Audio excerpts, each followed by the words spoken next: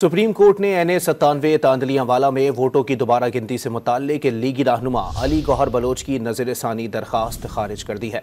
मजीद जानते हैं don news के नुमाइंदे उमर बढ़नी से। जी उमर बढ़नी, अपडेट कीजिएगा। जी बिल्कुल, सुप्रीम कोर्ट ने NA 97 तांदियावाला में वोटों की दोबारा गिनती से मुतल्लिक लीगी रहनुमा गौहर बलोच की नजरसानी दरख्वास्त पर समाअत की। दौरान समाअत अदालत की जानिब से लीगी रहनुमा को दो ऑप्शन दिए गए थे। अदालत ने वकील से कहा था कि अपने मौकिल से हिदायत लेकर बताएं कि नजरसानी दरख्वास्त खारिज की जाए या फिर आप इसको वापस ले लेंगे। वक्फे के बाद समाअत दोबारा शुरू हुई तो वकील की जानिब से अदालत को बताया गया कि दरख्वास्त पर मेरिट पर जो है वो फैसला किया जाए। सुप्रीम कोर्ट ने मेरिट पर फैसला करते हुए दरख्वास्त को खारिज कर दिया।